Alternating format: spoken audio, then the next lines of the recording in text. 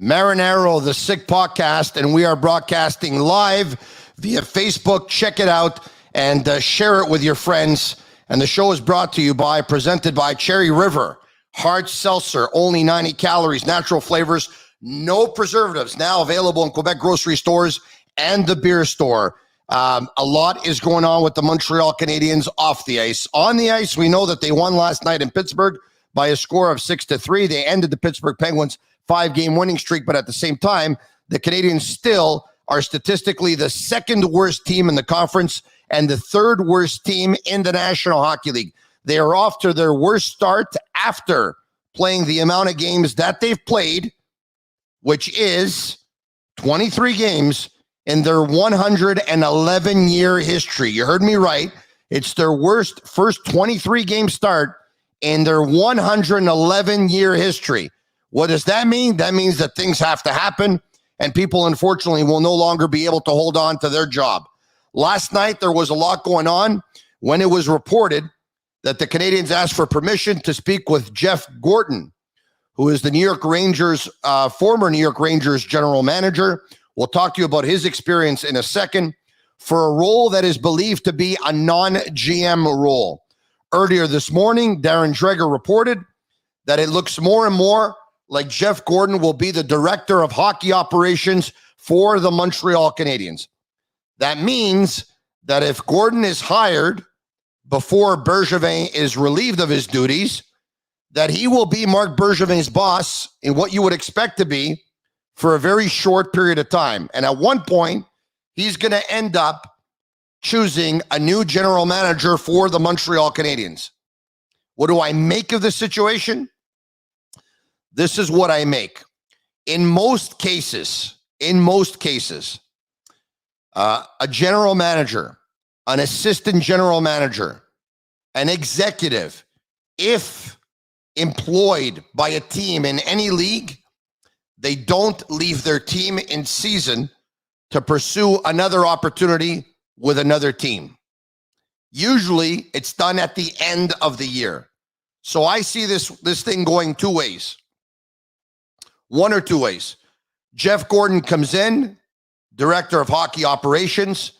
He starts looking for a general manager. He starts putting together a list, and he ends up interviewing them at one point. He ends up hiring a new GM at the end of the season. Or he comes in, Marc Bergevin is relieved of his duties, and Jeff Gorton will oversee the rest of the season until another general manager is brought in. Another observation of mine, or another opinion of mine, is Jeff Molson has always been opposed to bringing in a president of hockey ops. And yes, everyone or anyone can change their mind, but it just leads me to believe that they'll end up hiring a general manager that doesn't have a ton of experience, and that Gordon's experience will be there to compensate for the lack of experience of whichever general manager that they hire. Sharing is caring. Share this video. Comment on your Habs questions. If all goes well, Stu Cowan of the Montreal Gazette and Hockey Inside Out will join us at some point and take part in the discussion. I will take your questions. Before I do, let me talk to you about Jeff Gorton so you can all understand his resume. Jeff Gorton began working for the Boston Bruins in 1992. He served as a scout. He served as an assistant general manager for 7 years. And then he served as the team's interim general manager when they fired Mike O'Connell. He held that post for a very, very short term, like 4 months or so, and oversaw the draft that year. In that 2006 NHL entry draft, the Bruins drafted Phil Kessel, Milan Lucic, and Brad Marchand. At the draft, he traded goalie Andrew Raycroft for Tuukka Rask. And then Peter Chiarelli came in and took over. He continued to be the Boston Bruins assistant general manager. He signed Zdeno Chara and Mark Savard as free agents. And pardon me, 2 weeks after that, that's when Peter Chiarelli became the general manager. Jeff Gorton, at that time, was immediately picked up by the Rangers as a pro scout. He replaced Glenn Sather to become the 11th general manager in New York Rangers history. He was with the New York Rangers for just shy of 6 years as their GM, and then he was fired alongside John Davidson, and he was part of that rebuild. Remember that? Remember when the Rangers sent out a letter to their fan base saying that they were going to rebuild the team? It was signed by Glenn Sather, and it was signed by Jeff Gorton. Without further ado, let's bring on Stu Cowan so you can join me in this conversation. Stu, good morning. Hey, Tony, how you doing? Sorry about that. I'm doing extremely well. How are you? I'm doing well. Had some internet connection problems. No worries. The Canadiens are having a lot of connection problems because, with the exception of last night, they seem rather disconnected. But last night is a win, a 6-3 win, 3 empty net goals. It's a game that no one's really talking about because at the end of the day, I actually thought a loss last night would have probably been more of a win than a win being a win, because I want them to finish at the bottom of the standings as much as possible. So chances are they got a better pick. All right. Okay. What do you make of everything that's going on? The talk, and it looks like it's going to happen, that Jeff Gorton is going to be a director of hockey operations. What does this all lead you to believe? What do you think? Well, the game last night, the empty net goals will certainly help the Canadiens' offensive stats moving forward. But as you said, the whole talk last night was about the Jeff Gorton situation. It seems like a smart move because from all the reports around, the Canadiens are going to keep with their policy, or Jeff Molson is going to keep with his policy of having a bilingual general manager. And what bilingual general managers are there out there with NHL experience? So if he's going to bring in someone without NHL experience as a GM, someone like a Matthew Darche, it would make sense to have somebody he can work beside who has experience as an NHL GM. And Jeff Gorton has a lot of that.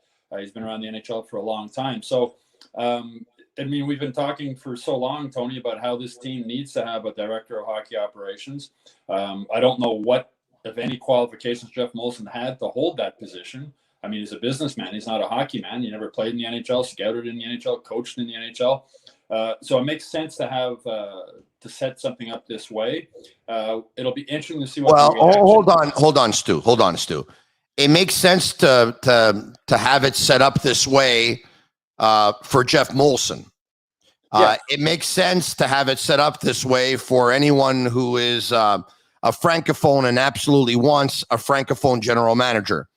It does not make sense that the Montreal Canadiens, what used to be the most prestigious organization in all of hockey, limits themselves once again to not having the best possible candidate. Now, if Julien Brisebois was available, who won the Stanley Cup as general manager of the Tampa Bay Lightning for the last 2 years, if he was available and he's the guy that you want to bring in, we don't have a problem.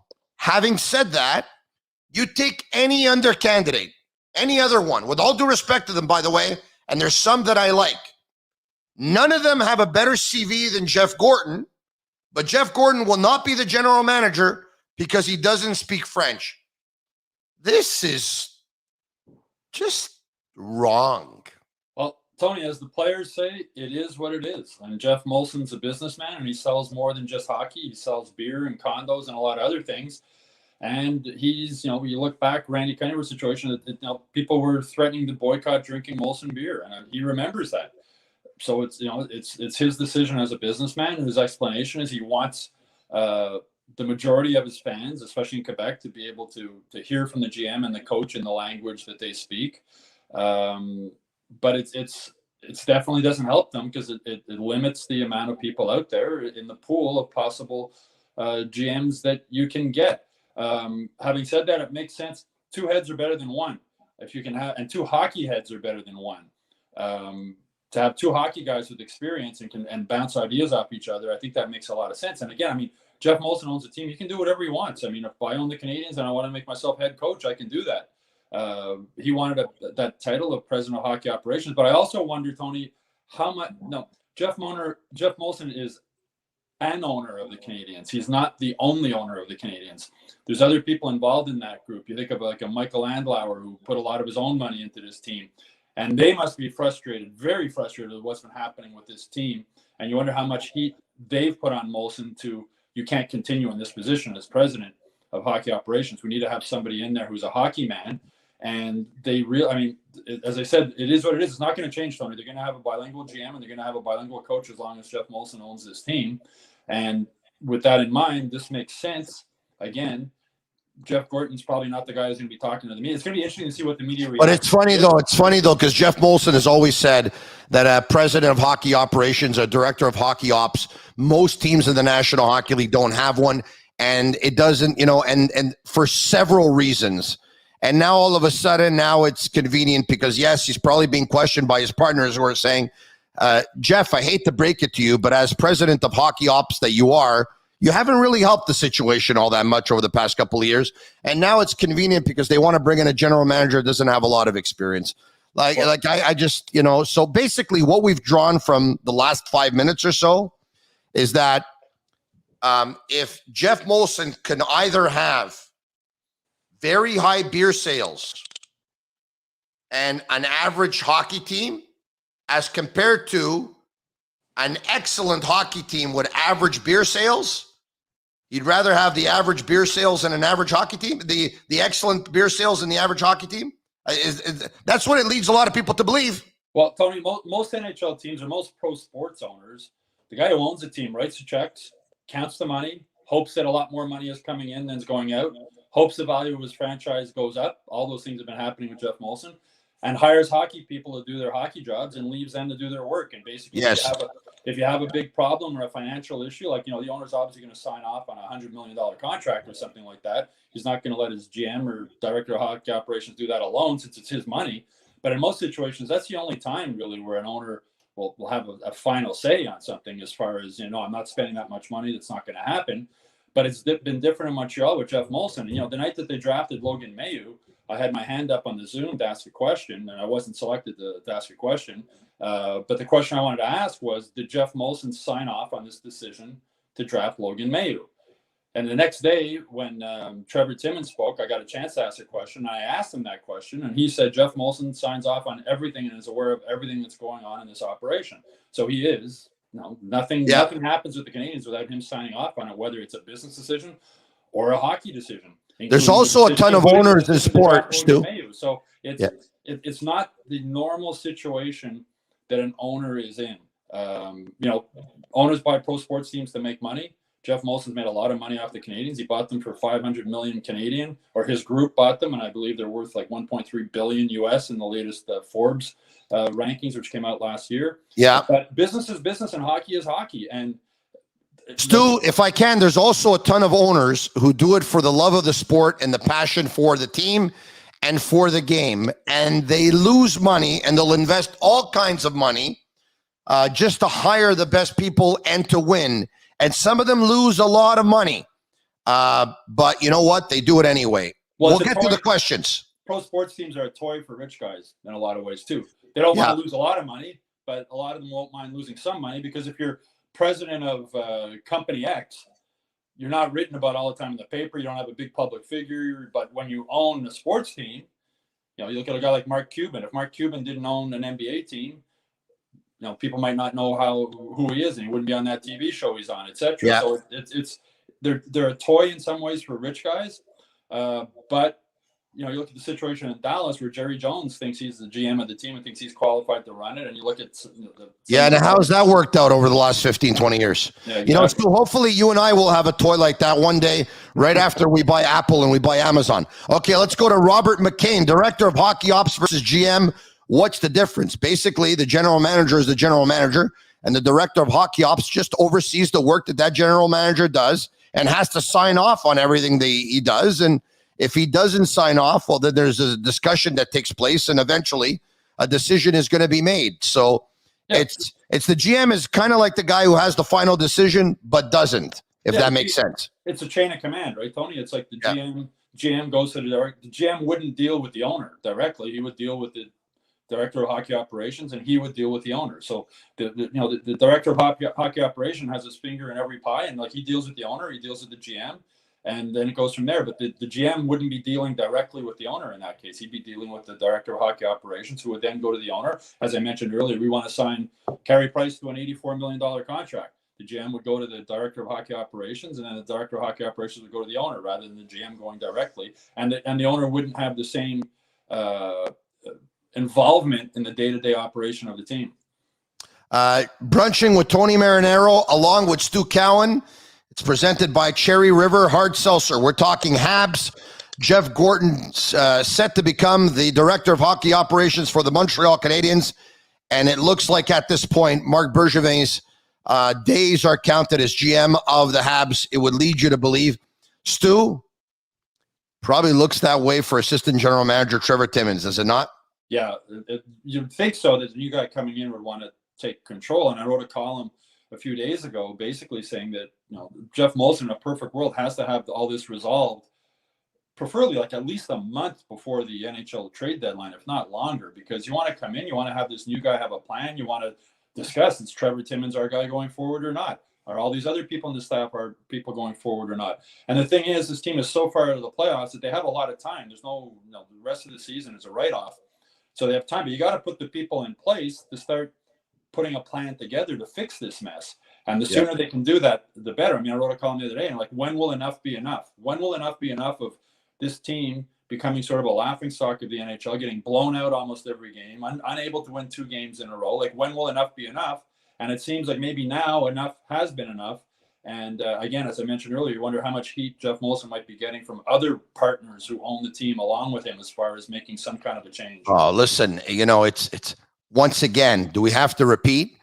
In their first 23 games, it's their worst record in the 111-year history of the club. And all of this through radio silence from Jeff Molson.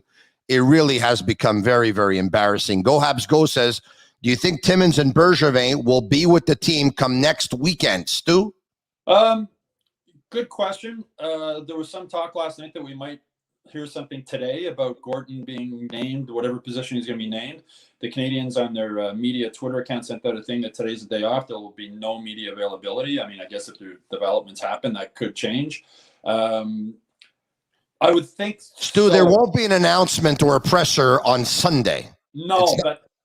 So I'm thinking, and tomorrow's a game day. I don't know if there'll be an announcement tomorrow. But Tuesday, Wednesday, they don't play. So I'm thinking if there is an announcement, it would probably be Tuesday or Wednesday. And the announcement might be, as far as talking about Timmins and Bergevin, might be Bergevin would be the first guy that they would announce isn't coming back. And then I think maybe the other announcement would be everybody else is being evaluated and we will make decisions as we move along.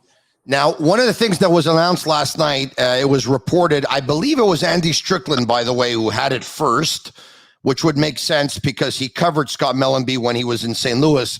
But that Habs assistant general manager, Scott Mellanby, resigned from his position. That was confirmed probably about an hour later from the Montreal Canadiens Twitter account. And as the story goes, Bergevin recommended that Mellanby be given a shot once he would no longer be with the organization. And Mellanby went to see Jeff Molson about the upcoming GM's job, of which he was told no. And then maybe president of hockey ops. They had a discussion, and Mellanby was told recently, it's not going to be you. So he said at that point, well, if it's not going to be me, I'm gone. And he resigned. Now, I understand Marc Bergevin recommending Scott Mellanby. I also understand that Scott Mellanby has been vying for several GM jobs. But I understand this decision. And I'm going to tell you why. Because if you're going to change with people from outside the organization with new ideas. Don't change with it, don't change to people who are still within the organization that probably have, for the most part, share the same ideologies and ideas as what was previously going on. Now, having said that, you and I know that the reason why Scott Mellanby was told it's not going to be you as GM is because he doesn't speak French. But it could have been him as president of hockey ops. But Jeff Gorton has a pretty impressive CV, Stu. Yeah, and with Mellanby too, Tony, you got to remember he's been Bergevin's right-hand man right from day one almost. He was one of the first. He was hired a couple of weeks after Bergevin was named as GM.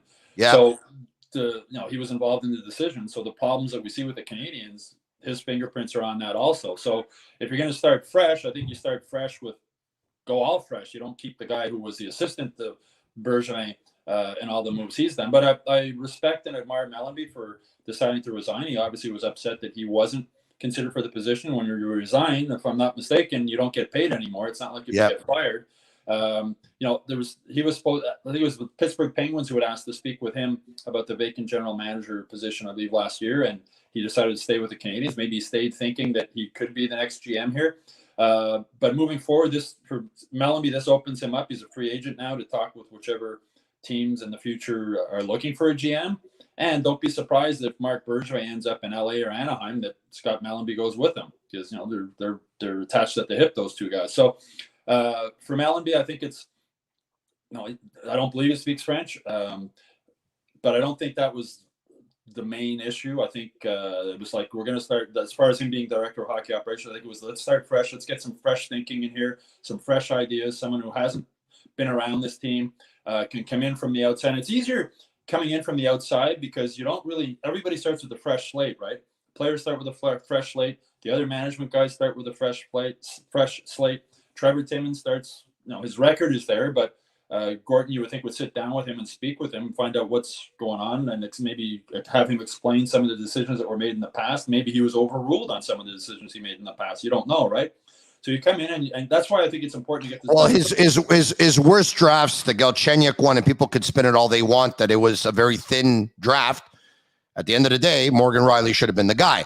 The Kotkaniemi one, at the end of the day, Brady Tkachuk should have been the guy. I mean, you know it as well as I do. Yeah, but his worst drafts, though, Tony. Maybe. Well, no, you're right. But that's what I was getting at. His worst drafts, which were Galchenyuk, or not worst drafts, but some important drafts that didn't pan out well. The pick of Galchenyuk, the pick of Kotkaniemi, the pick of Michael McCarron, the pick of Jared Tenorti, the pick of Louis LeBlanc. The Canadiens in those drafts drafted by position or by need, and in one case, by language. Why don't we do this? Let's try and get to as many questions as possible, Stu. So I'll ask the question. You give an answer in 20 seconds. I'll give an answer in 20 seconds. Sounds good? Yep. Okay. Bob Tiller, assuming Gordon in, who do you guys want to see as the bilingual GM in training? Stu. Well, I've mentioned this before. Matthew Darche would be my pick. He's learned under Julien Brisebois the last couple of years. Would have respect right away coming into the locker room as a former player, former member of the NHLPA, and for what he's done in Tampa. They won 2 cups last 2 years, and he's been right there beside Julien Brisebois all the way. I'll tell you who I don't want to see. I'll answer it that way. I don't want to see Patrick Waugh because he'll want to be the GM, the assistant GM, the president of hockey operations, the owner of the team, the equipment manager, the coach, the goalie coach, the assistant coach, and maybe even director of communications. Maybe all right. You want to play again, Tony. Maybe you want to put the pads on and go back in net. Well, I don't think he's better than Jake Allen right now. Curtis Alt, what is your opinion on Martin Madden Jr. as GM with Gordon as director of hockey ops? Stu. It's a possibility. I don't know Martin Madden at all. I know Matthew Darche. I've spoken with him many times. I know what kind of person he is, and he's impressed me. He's a smart guy. So it's hard for me to say. He has experience, though. He's assistant GM the last 2 years. He's been in Anaheim, I think, for like 14 years at scouting. So he definitely has the qualifications to make that next step. Yeah, he definitely has the qualifications for sure. He's got qualifications in scouting. He's got qualifications as assistant general manager. He was born in the game, basically. His father once also served as a scout for the Montreal Canadiens back in the day. For sure, he's going to be on the very, very short list. If he's not, I'd be very surprised. More questions. Brunchin with Marinaro, presented by Cherry River Hard Seltzer. Kevin Callahan, does Gordon oversee the trade deadline transactions? Stu. Yes. I mean, that's what I mentioned earlier. It's a chain of command, right? So the GM will do all the work and decide who he wants to trade, and he'll go to Gorton and say, here's what I want to do. Is that good? And then if Gorton wants to go to Molson or not, it depends what kind of leeway Molson gives him. If Molson says, I'll do whatever you want to do, if it's money involved, I have to know. Otherwise, do what you think is best. So it's two guys who can, with hockey backgrounds and management, who can bounce ideas off each other. Maybe Darsh goes in and says, I want to trade this guy, or whoever the GM is, and Gorton says no, and then they have a debate back and forth, and maybe at the end Gorton agrees with him, or maybe he doesn't, but he'll have the final say if he's in that position.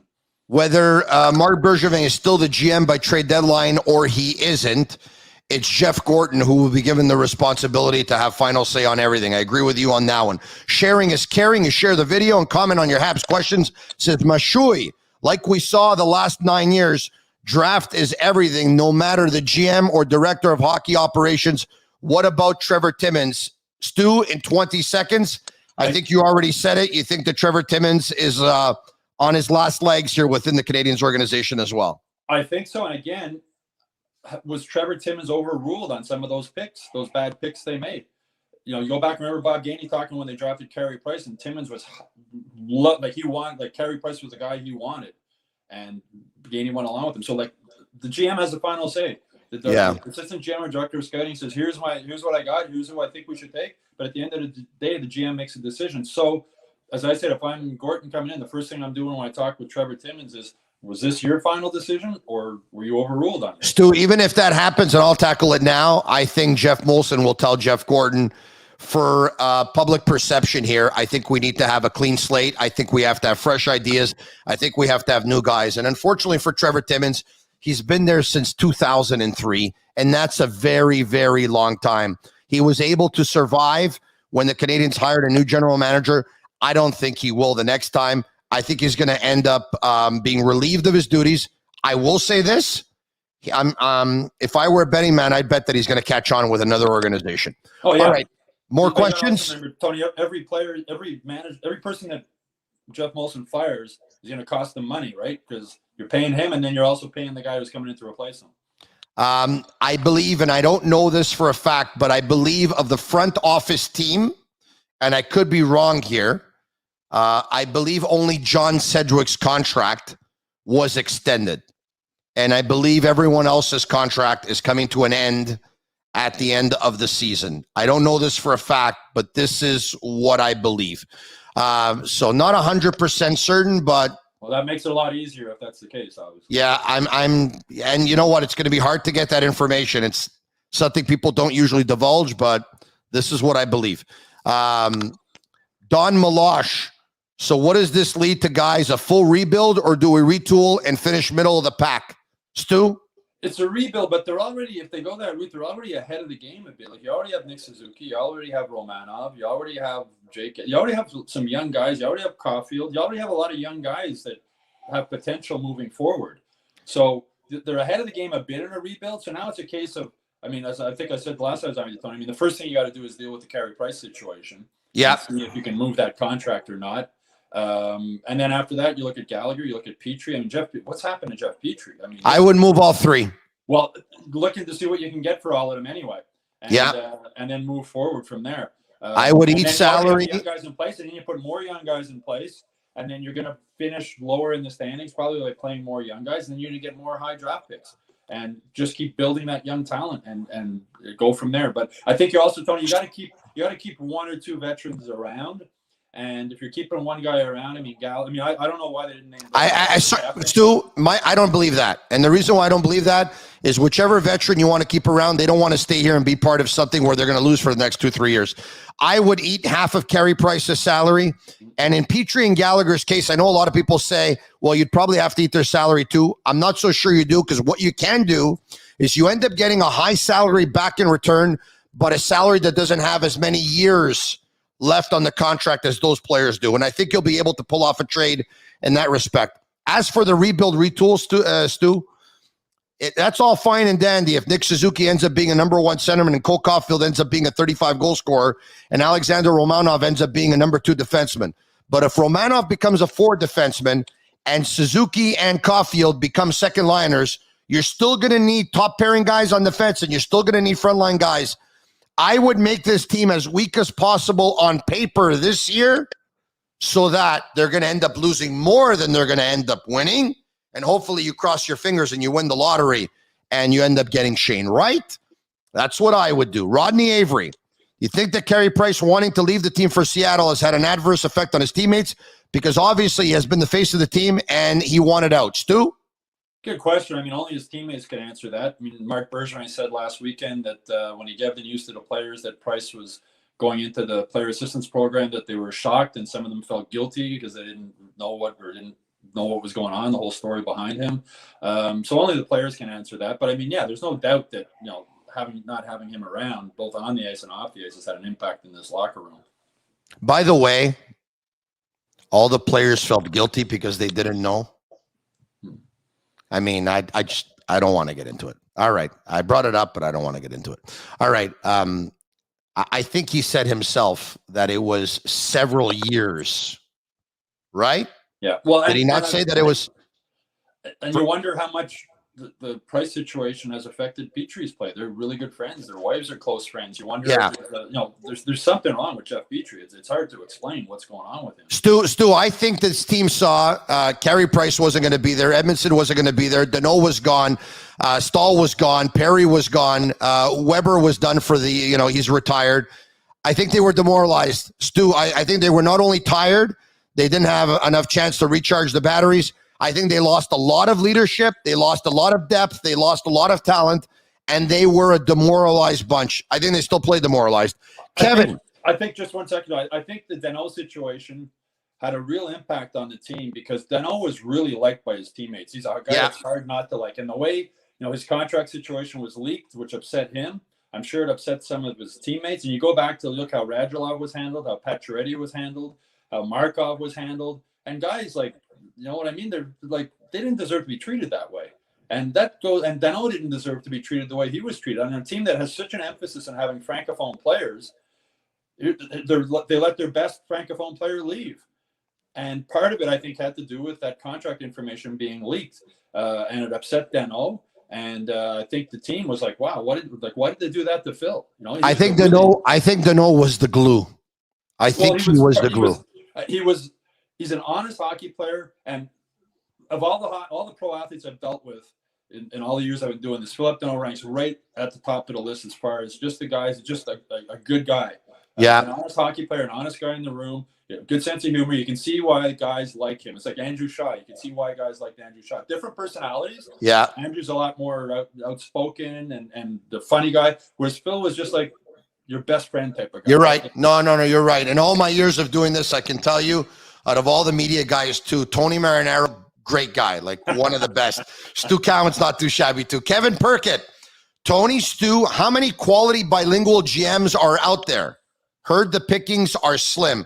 Stu, in 20 seconds, go through a list. Well, they're very slim. We said Martin Madden. I mean, Patrick. There's no French. I can't think of any that have experience except for Marc Bergevin. I can't think of anybody else. There's just assistant GMs, really. There's no other. The GM level outside of the National Hockey League, there's Patrick Roy.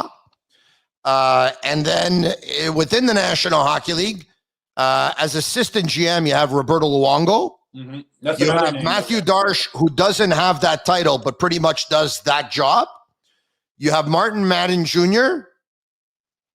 That's about it. Martin Brodeur does not do that job. And nor would he want to be the GM here, I don't think. It's slim. Richard says Vincent D'Anfous should be the next GM. Could be worse picks. I mean, he doesn't have the experience at the management level, but I listen to him on Lanty Sean nights. He makes a lot of sense with a lot of the stuff he says. He's Stu, if you listen to me, I make a lot of sense too. I can't be the next GM of the Montreal Canadiens. But you didn't play in the NHL. You weren't a captain of the team, and a lot of it just has to come in and having that instant credibility factor, which D'Anfous said. I mean, it's a possibility, right? Because as we're saying, it's a possibility. You got to start.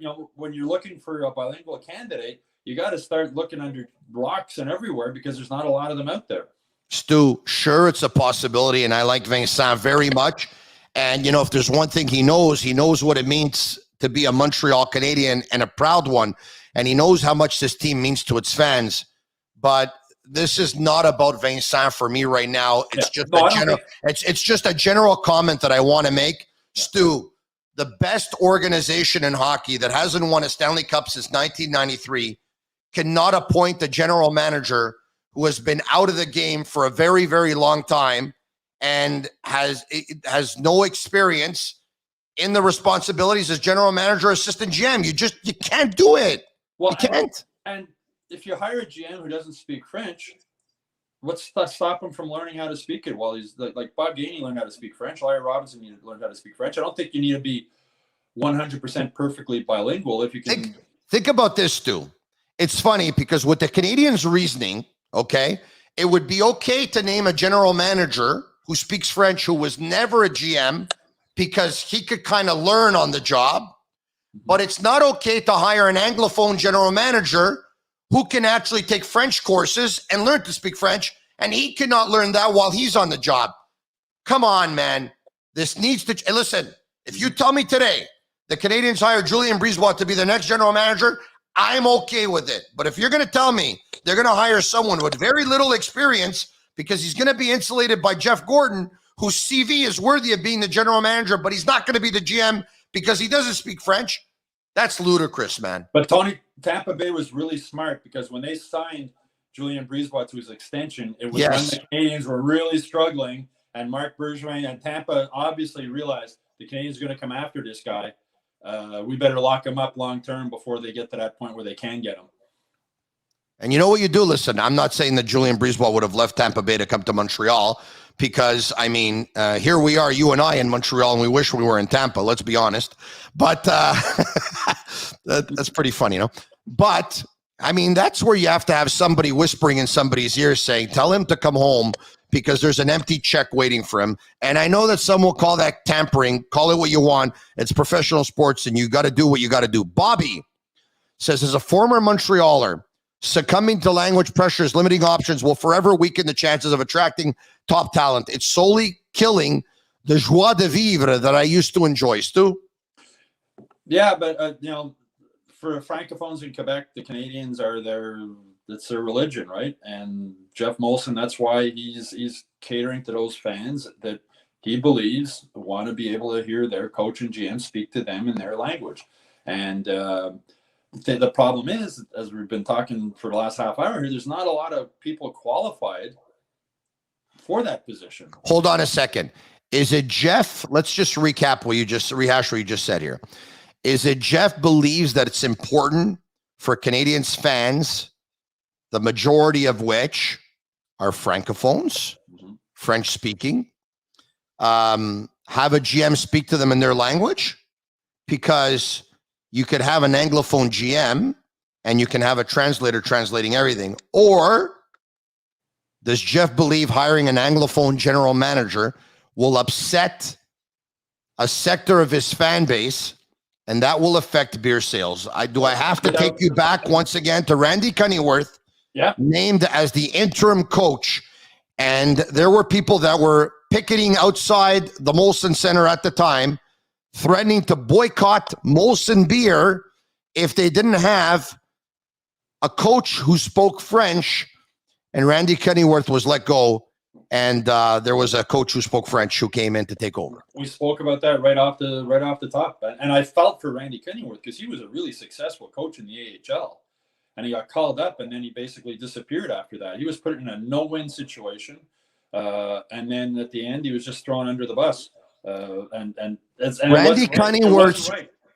Cunneyworth's regular season winning percentage was higher than Dominic Ducharme's. It wasn't right what happened to him. And as we said off the top, Tony, Jeff Molson's a businessman, and hockey is one of his businesses. And it's all goes together, right? It's if one impacts the other negatively, then you make a business decision as opposed to a hockey decision at times. So let me ask you this: if he hires the best person available for the job, and that best person available for the job ends up leading the Montreal Canadiens to a Stanley Cup, what do you think will happen with his beer sales? Well, Yeah, but that's free advice, by the way, Jeff. Only one team wins the Stanley Cup, so Okay. It's playing the odds. All right. So now, since 1994, how many French-speaking GMs have won the Stanley Cup? None. One. Who was that? Julien Brisebois. Oh yes, one. Yeah. God, how can I forget? Right. Two. Sorry, my mistake. Yeah, he's won two of them. He's won two of them. There. Yeah, we're just talking about him. So in the last 24 years, there may have been a lockout in between, but let's just say, 22 or 23 cups were awarded? Yeah. 2 went to 1 French-speaking general manager.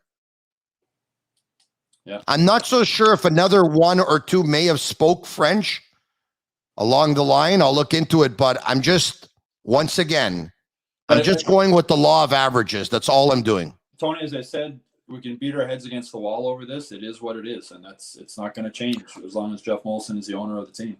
Good question here. Patrick Tremblay, could Pierre Dorion be a possible GM replacement at season's end? Assuming that Dorion is let go, Pierre Maguire takes over in Ottawa, or vice versa. Could Pierre Maguire be a candidate in Montreal? We know that he was part of the last 3 or 4 the last time around. That's an interesting question, and that would come down also if and when they come out and announce that Gorton is taking over whatever position he is. That might be a case of saying we're looking towards who our GM will be. We're interviewing a lot of people. Some of them aren't available at this point, but where the search is on for the next GM, and until that person is found, Gorton will be in charge. Would be the acting GM. And at some point, you got to let Marc Bergevin go, right? I mean, you can't have him hanging around here if Gorton's coming in, if he's not coming back. I mean, that's been the problem right from day one. So it's a possibility. I could see Dorion ahead of Pierre Maguire coming to Montreal, but the dominoes would fall in place there, right? That would be Dorion coming to Montreal, Maguire being in charge in Ottawa, and that's an interesting thought of a possibility. Yeah, I don't think Pierre Maguire will be the GM of the Montreal Canadiens. I don't think so either. Maybe in Ottawa, but I don't see it happening here. Okay, Kay Eastman. Tony, do you think Molson should speak to the public, fans soon? Sharing is caring. Share this video. Comment on your Habs questions. Stu, do you want to hear from Jeff Molson? Yeah, especially now with all this stuff coming out, all these reports about Gorton, what the heck's going on? And as I said, you can just come out and say, I don't think he'll say anything until this Gorton situation is resolved, and if he does sign him. But if he does sign, you certainly hope at that point he'll come out, even if he handpicks the media people he wants to speak to again. At some point, he's got to come out and say something if indeed Gorton is the man moving forward. All right. Others coming in. By the way, we haven't mentioned Dale Talon. Yeah, that's another possibility. As I said, Tony, anybody who is bilingual has experience as a candidate. What mind on Chris says, how do we explain our inconsistency with our results? I just think that Dominic Ducharme's system has confused the players. I think it took them forever to figure it out last season when he took over. They almost didn't make the playoffs. They got into the playoffs and it started to work. I think Shea Weber, Corey Perry, the veteran guys who were around there had a lot to do with that. A lot of changes in the offseason. You guys coming in, struggling to figure out the system. David Savard comes to mind right away. They just looked lost in their own end. And, it's reached a point to me, Ducharme just has to dumb down the system a bit and make it a lot more simpler. Jeff Petrie, the last couple of times he's spoken, has basically said, we're thinking instead of playing. And when you're thinking too much, you react slower and there's breakdown. So I think that's part of the problem. And, they've lost so many key players from last year, Price, Weber, Dano. Dano, I think, has been a huge loss for this team. And that's the results you get. Look, the loss of Dano, Dano moving on to another team, the loss of leadership in the locker room, who I think insulated the coaching staff, by the way. I think Weber did. I think Perry did. I think Stahl did. I think Price did. They're a worse team on paper than they were a year ago. And to compensate for that, you have to be better coached 1 year later than you were the year before. I don't think Dominic Ducharme has done a good enough job to get this team to winning hockey games. I also think they're demoralized. I don't think he did a good enough job to get them motivated and make them believe. Mario Perezzino, if Matthew Darche becomes GM, will Benoit Groulx become the next head coach? There's a fantastic question. Stu? Yeah, that's a good question. Matthew Darche would know. I mean, if he's put in that position. And you got to remember, what's the name of the Senators coach who used to coach the Canadiens farm team? I'm having an old age brain cramp here. Used to go to McGill. Coach Tampa, coached Ottawa. Martin Raymond. No, not Martin Raymond. Guy Boucher. Guy Boucher, thank you. Yeah. Thank you. A senior moment where I can't remember a guy's name. That's okay. There's a McGill connection there. You wonder if that would come into play with Matthew Darche. So, but the next GM is the only one who can answer that. I mean, so again, if it's a bilingual coach, he'd have to be considered a candidate. Yeah. you'd have to think that Pascal Vincent will be considered a candidate at some point as well. Yeah, that's it. And anybody, as I said, there's not that many bilingual coaches out there with NHL experience or without that would be available. So anybody. Having said that, I think if a new GM comes in, or when the new GM comes in, I still think Dominic Ducharme is going to be the coach of the Montreal Canadiens next season, because they'll give a 1 year before they put all their ducks in place. What concerns me is what I said earlier with the system. It seems like guys they're lost out there and demoralized maybe. And I mean, an NHL team shouldn't look that disorganized in its own zone, especially 22 games we are, I think, into the season now. It's just they just look confused. And I wrote a column the other day. I mentioned if Molson decided he did want to make a coaching change, the logical decision at this point would be to put Luke Richardson in as interim coach until the end of the season. The players love him. We saw what he did in the Stanley Cup playoffs last year. But again, now you're going to have another language controversy, right? You're going to have a unilingual interim coach like Randy Cunneyworth, and Molson probably doesn't want to do that. But to me, if you're going to make a coaching change, if the players if he has lost the room and the guys aren't going to play for him, it makes no sense to me to keep him there.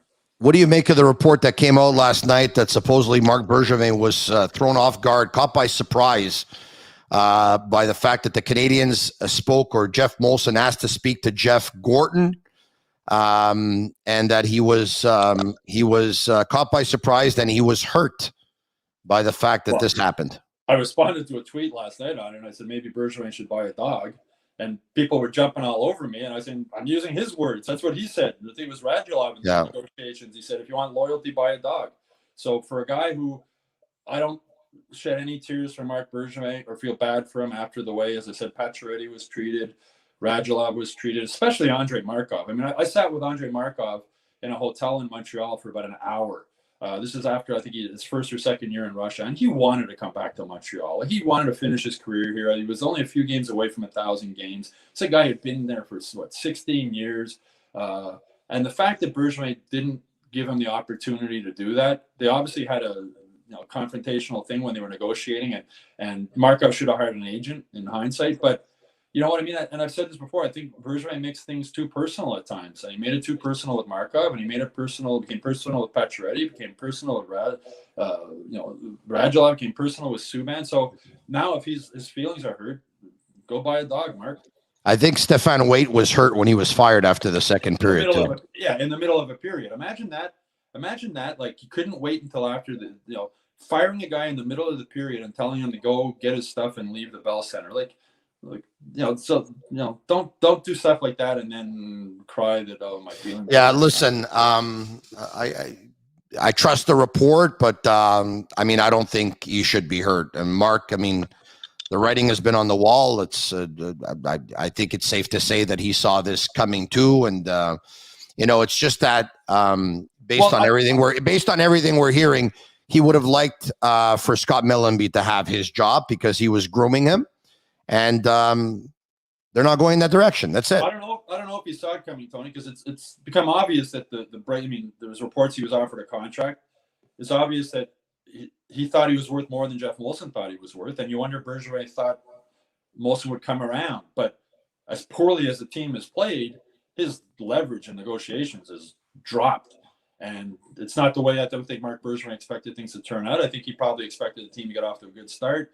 His leverage would be even higher, and then especially if fixing it, Stu, especially if fixing it is rebuilding it, and he doesn't want to rebuild. Now, I don't know if he does or he doesn't, but by hiring Gorton, I think the Canadiens hired him for two reasons. Number one, his overall experience in drafting and scouting and general manager and assistant general manager and running a hockey ops and all that stuff. And being part of a rebuild. And the other one is he's a guy that you could get to work for you right now because he's not currently employed in the National Hockey League, even though he still is being paid by the New York Rangers. Stu, that's it for us. It looks like we're going to have a very interesting week in Montreal. You don't expect anything to happen on this Sunday. I don't expect anything to happen on this Sunday. Chances are it won't happen on Monday either when the Canadiens play host to the Vancouver Canucks. It may not, but it seems like more and more certain that yesterday with Scott Mellanby resigning, the Canadiens asking to speak to Jeff Gorton, it's going to be very interesting times ahead. Without a doubt. And as I said, to me, if there's going to be an announcement this week, I think it'll be Tuesday or Wednesday. As you said, I don't think they'd announce it on a game day, but who knows? I mean, we'll find out. Follow the Sick Podcast Facebook page. Follow the Sick Podcast Instagram page. Follow the Sick Podcast YouTube channel. Subscribe to it. It's absolutely free. It's Brunchin with Marinaro, and this podcast is sick.